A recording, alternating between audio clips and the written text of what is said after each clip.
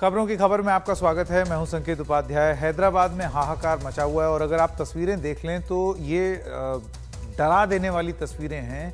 एक बड़े शहर हैदराबाद में अगर ऐसा हो सकता है, जो कि अमूमन ऐसे माना जाता है कि ज़्यादा प्लान्ड है, ज़्यादा एडवांस्ड है, और वहाँ हो सकता है, तो सोचिए और शहरों का क्या हाल होगा, गाँव देहातों का क्या हाल होगा।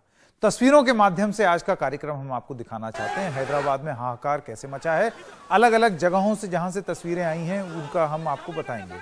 तो सबसे पहले बरकस, ये फलकनुमा के पास है, जहां पर आप देख सकते हैं कि एक आदमी ही बह गया।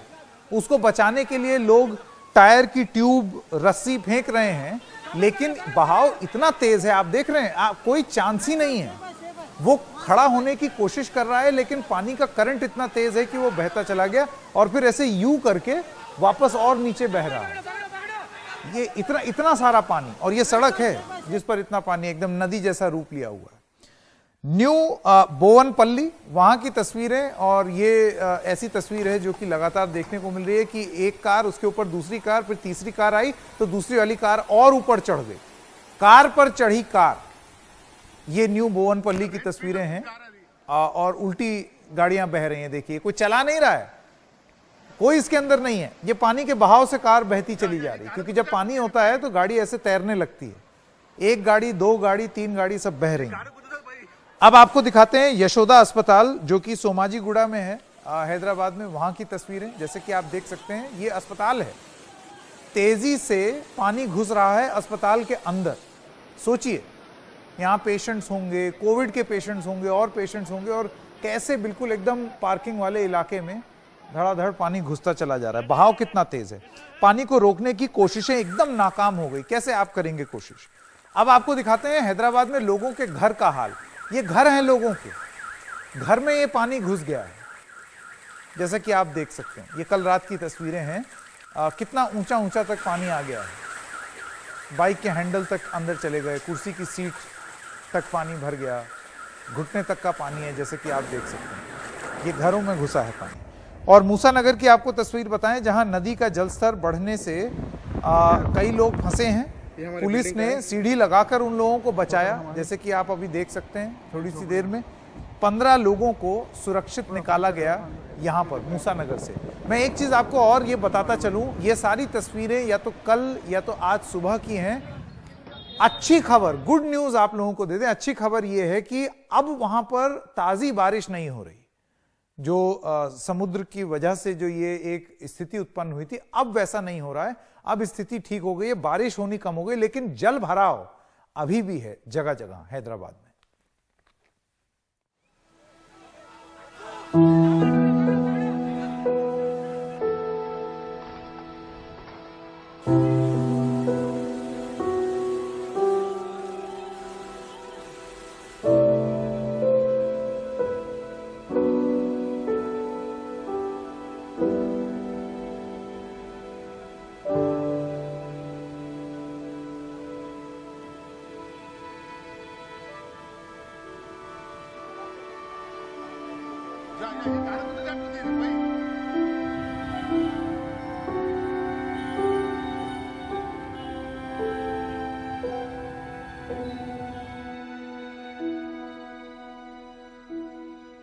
ये कहानी सिर्फ हैदराबाद की नहीं है, ऐसी स्थिति वाइजैग में भी है और लगभग हर शहर में ऐसा हो जाता है जहां पर बारिश हो जाती है। कुछ लोगों का तर्क ये है कि भाई आप कुछ नहीं कर सकते, ये बहुत सारी चीजों का कॉम्बिनेशन है, इसमें क्लाइमेट चेंज भी है, इसमें ज्यादा बारिश भी है, इसमें सब कुछ है।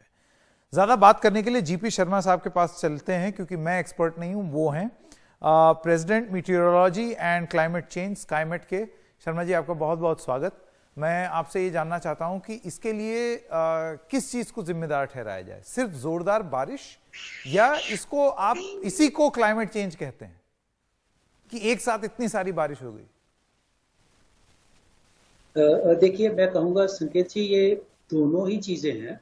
क्लाइमेट चेंज बिल्कुल एक रियलिटी है, स्टॉक रियलिटी जिसको बोलते हैं वो है, और ये पिछले कुछ सालों से हमें उसका असर देखने को बाकायदा मिल रहा है।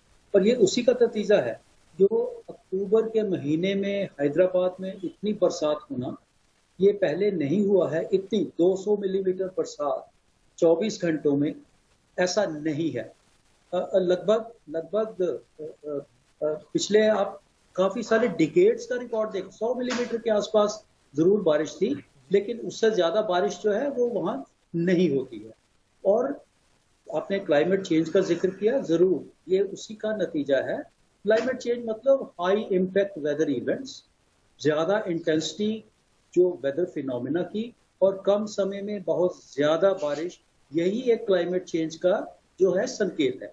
और ये 200 मिलीमीटर बारिश अक्टूबर के महीने में, सारे महीने में लगभग केवल 100 मिलीमीटर बारिश होती है हैदराबाद में। और इस मामले में लगभग जैसे 200 मिलीमीटर बारिश, obviously it was unprecedented, and इसलिए उसका असर हमें देखने को मिल रहा है। जी शर्मा जी, एक से हमारे साथ बने रहें। उमा सुधीर भी अब हमारे साथ जुड़ गई हैं, हमारी संवाददाता हैदराबाद से। उमा, मैं आपसे ये जानना चाहता हूं, आप हमें पल पल की खबर दे रही हैं सुबह से इसके बारे में, अभी क्या हाल है, ताजा हाल? संकेत, हम उप्पल एरिया में हैं, जो कि हैदराबाद वारंगल हाईवे इसको कहते हैं। और जैसे कि आप देख सकते हैं, काफी जगहों पर ये रोड टूटा हुआ है, जिसकी वजह से यहाँ पे ट्रैफिक जाने के लिए भी बहुत मुश्किल होती है। और यही ऐसा ही ब्रिज हमें दिखा था नेशनल हाईवे नंबर 44 पर भी, जहाँ पर ट्रैफिक को पूरी तरह से रोक दिया गया है, क्योंकि ऐसे परिस्थिति में क्रॉस करना बहुत मुश्किल हो जाएगा। कल विजयवाड़ा का जो हाईवे था उसमें पूरा का पूरा पानी भरा हुआ था। यहीं के पास में एक नल्ला चेरुवु है, वो एक टैंक है, एक वाटर रिजर्वायर है, जो कल रात को टूट गई थी। और उसके बाद काफ़ी सारे इलाकों में पानी आ गया। हैदराबाद को हम एक तरह से लेक्स का ही एक शहर मानते थे, जहाँ पे 90 से लेकर 100 से ज़्यादा इनफैक्ट लेक्स या वाटर बॉडीज हुआ करती थी, टैंक्स हुआ करती थी। लेकिन अब ज़्यादा से ज़्यादा अगर आप देखेंगे तो एक 12 टैंक हैं। जब अनप्रेसिडेंटेड रेन की हम बात करते हैं तो यूजुअली मॉडरेट रेनफॉल जब हम कहते हैं तो 6 से 7 सेंटीमीटर की बात करते हैं, लेकिन यहाँ पर 20 से 30 सेंटीमीटर बारिश हुई, और वो भी कुछ ही घंटों में, शाम के बाद कुछ ज़्यादा हुई। और यही वजह है कि हैदराबाद में इतना बड़ा, अगर आप कहेंगे तो कैटास्ट्रॉफी या डेल्यूज हो गया। और जैसे बारकस में हम देख रहे, हमें विजुअल्स मिले थे, जो एक बहुत फ्राइटनिंग विजुअल था, जहाँ पे पानी इतना तेज बह रहा था कि उसका रफ्तार इतना ज़्यादा था कि एक आदमी उसमें बह गया, लोग देखते देखते रह गए और उसको बचा नहीं पाए। दूसरी ओर कार, जहाँ पे आप देखें कई सारे इलाकों में कार अपने आप ही चल रहे थे, बिना पेट्रोल के, बिना ड्राइवर के, पानी की वजह से। पानी इसलिए नहीं कि पानी उसमें पेट्रोल का काम कर रहा था, इसलिए कि पानी इतने रफ्तार से बह रहा था कि कार उसके साथ बह जा रहे थे। और अगर आप एक वीडियो देखेंगे जो वायरल अब हुई है, एक लाल कलर का कार इतनी तेजी से जा रहा है और उसके पीछे एक और लाल कलर का कार आकर उसके ऊपर चढ़ जाता है, और तीसरा एक कार भी आता है उसके ऊपर चढ़ जाता है। यानी कि हैदराबाद की जो आज विजुअल्स दिखे हैं, वो शायद कभी पहले इतनी बुरी विजुअल्स हमने नहीं देखी हैं। सड़कें पूरी तरह से नदी बन गए थे। हिमायत सागर, जिसको रिजर्वायर हम कहते हैं, वो पूरी तरह से भर गया। हुसैन सागर पूरी तरह से भर गया, और मूसी रिवर, जहाँ पर ये सब वाटर रिलीज हुआ, वो भी पूरी तरह से भर गया। उसको कहा यह जा रहा था कि मूसी एक डेड रिवर है, यानी कि उसका देहांत हो चुका है। लेकिन आज शायद वो फिर से जिंदा हुआ, यही जताने के लिए कि अगर आप इस तरह की एनक्रोचमेंट्स करेंगे और इलीगल ऑक्यूपेशन करेंगे, स्टॉर्म वाटर ड्रेन्स को क्लीन नहीं करेंगे, तो आपकी हालत यही होगी जो हैदराबाद की हुई है। फ्लडिंग हुई है और लोगों को अपने घर से बाहर निकलना पड़ा, क्योंकि ऐसे फ्लडिंग हो गई है। और 15 लोगों की मौत की खबर भी आई है। जैसे मुगलपुरा में आप देख सकते हैं, ऐसे एक स्ट्रक्चर था जहाँ पर एक महिला उसके साथ ही साथ आ रही थी, और एकदम से वो बिल्डिंग गिर जाती है। लेकिन लकीली वो महिला बच गई थी, लेकिन कुछ और लोग जो कुछ घरों में थे, और एक बहुत बड़ा रॉक पत्थर जब गिर गया था बंडलागुड़ा एरिया में कल रात को, तो 9 लोगों की मौत हो गई। इसके अलावा काफ़ी सारे कार बहने की भी खबरें आई हैं, और 15 लोगों की मौत की खबर आई है। जी उमा जी, इस सब जानकारी के लिए बहुत बहुत धन्यवाद। और ये बड़ी घबराहट वाली बात इसलिए है, शर्मा जी मैं आपके पास वापस आना चाहता हूं, ये जीपी शर्मा जी इसलिए घबराने वाली बात है क्योंकि अब ये कहना कि ये जगह है जो कि रेन प्रोन है या यहाँ पर बारिश होती रहती है और इस वजह से ऐसा खतरा बना हुआ है और फलाना जगह पे नहीं है। अब इस तरीके की चीजें हर शहर में हो रही हैं, हर जगह हो रही हैं। एकदम से खूब सारी बारिश हो जाना, अनप्रिडिक्टेबिलिटी, जैसे अभी उमा बता रही थी कि ऐसा हैदराबाद ने कभी नजारा ही नहीं देखा। तो आपको लगता है कि अब हर शहर को इसके लिए तैयार होना पड़ेगा और ये नहीं सोच, जैसे कि आज की डेट में एक जयपुर या जैसलमेर ये नहीं सोच सकता भाई हम तो रेगिस्तान है, हमारे यहां तो बारिश होगी नहीं।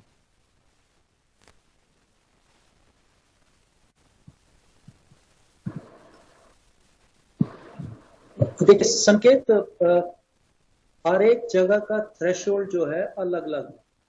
किस जगह कितनी बारिश एबनॉर्मल होगी और किस जगह कितनी बारिश नॉर्मल गिनी जाएगी, वो सबके आंकड़े सब जगह के हिसाब से ज्योग्राफिकली इट इज डिफरेंट।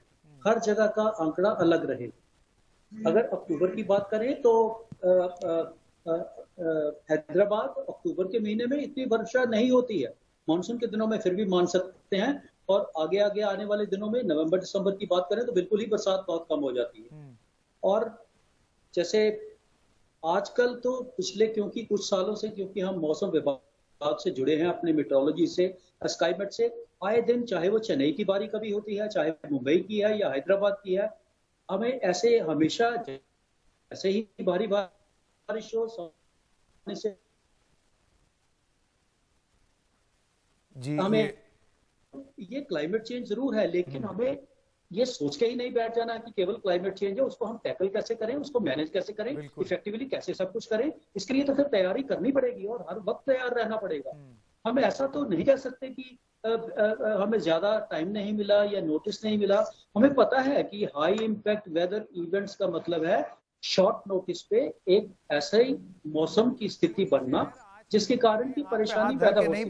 अब जैसे हम देखा कि सुबह से तो बारिश नहीं हुई हैदराबाद में, बहुत हल्की बारिश हुई है बिल्कुल, लेकिन अभी भी क्योंकि वाटर बॉडीज जो है वो रिस्पॉन्ड करती रहती है बहुत देर तक, इवन 24 घंटे तक भी। तो जो जल भराव की स्थिति जिन क्षेत्रों में हुई है उनमें स्थिति सामान्य होने के लिए अभी भी वक्त लगेगा, चाहे बरसात ज्यादा होने की संभावना नहीं। बिल्कुल जी, शर्मा जी, समय खत्म हो गया मेरे पास, लेकिन बहुत बहुत धन्यवाद इस सब बात का। कहने का मतलब यह है कि अब अगर आप ये सोचते हैं कि आपके शहर में तो इतनी बारिश नहीं होती और इस वजह से आप प्रभावित नहीं होंगे, और शायद एक मुंबई में ही क्योंकि बहुत बारिश होती है तो मुंबई जलमग्न रहेगा, ऐसा नहीं है। क्लाइमेट चेंज ने एक ऐसी स्थिति उत्पन्न कर दी है कि अब कहीं भी कभी भी कुछ भी हो सकता है, कभी भी बहुत तेज बारिश हो सकती है शॉर्ट नोटिस पे, जैसे कि आप सुन सकते हैं। महीने 2 महीने की बारिश एक दिन में भी हो सकती है, यह भी हो रहा है, तैयार रहिए। एक छोटे से ब्रेक के लिए रुक रहे हैं, अभी हाजिर होते हैं।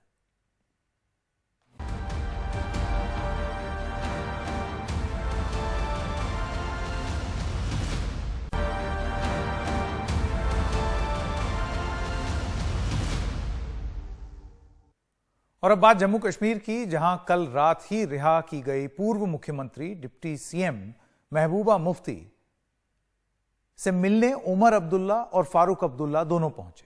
कल सियासी मसले पर बात करने के लिए फारूक ने महबूबा मुफ्ती को घर बुलाया है। अब आपको सुनाते हैं कि उन्होंने क्या बोला। ये उस मीटिंग के विजुअल्स हैं, जैसे कि आप देख सकते हैं। एक गुपकर समझौते की बात भी हो रही है जिस पे साइन करेंगे ये सारे नेता। हम आज बिना किसी सियासी मकसद के सिर्फ उनका हाल पूछने आए हैं। जनाब फारूक अब्दुल्ला साहब ने महबूबा मुफ्ती साहिबा से गुजारिश की है कि कल अगर वो 4 बजे इनके घर पे तशरीफ लाएं मीटिंग में। महबूबा मुफ्ती साहिबा ने भी आज कहा है कि वो उस मीटिंग में शामिल होंगे।